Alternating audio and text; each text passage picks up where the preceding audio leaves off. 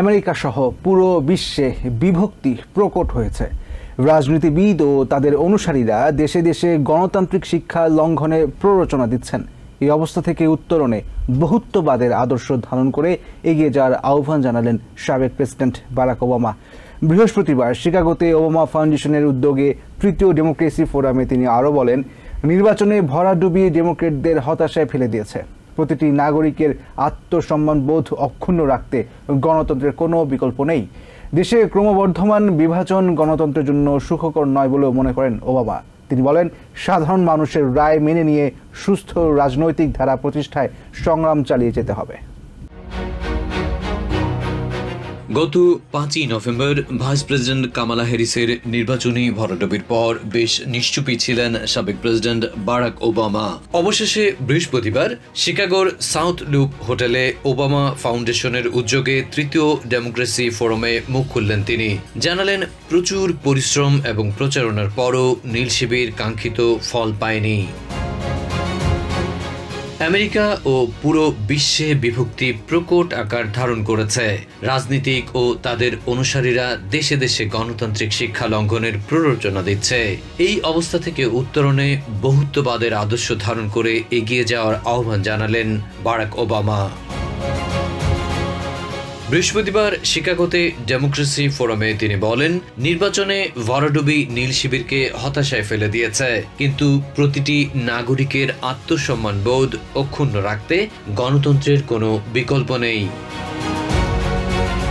দেশে ক্রমবর্ধমান বিভাজন গণতন্ত্রের জন্য সুখকর নয় বলেও মনে করেন ওবামা।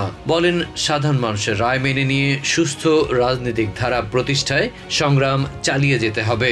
এদিন মূলত ডেমোক্রেসি অ্যান্ড প্লুরালিজম শীর্ষক বক্তৃতায় পাওয়ার অব প্লুরালিজম নিয়ে কথা বলেন দেশের প্রথম কৃষ্ণাঙ্গ প্রেসিডেন্ট।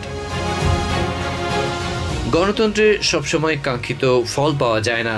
গত বছর বিশ্ব অর্থনীতির টালমাটাল অবস্থা এবং সামাজিক ও গণমাধ্যমে ভয়াবহ অপপ্রচারের বলি হতে হয়েছে গণতন্ত্রে বিশ্বাসী রাজনীতিবিদদের। তাতে লোকজনের মাঝে এক ধরনের হতাশা কাজ করছে।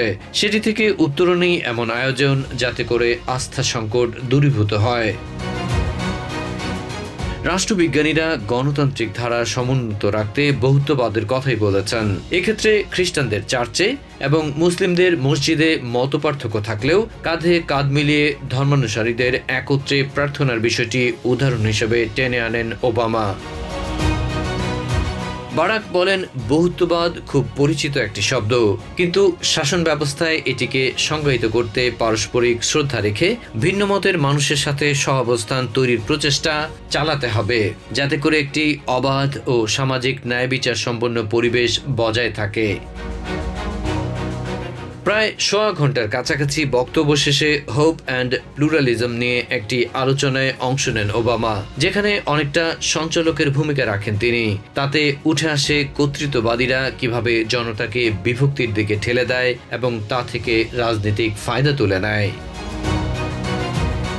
Adib Mohammad, TVN24 news desk.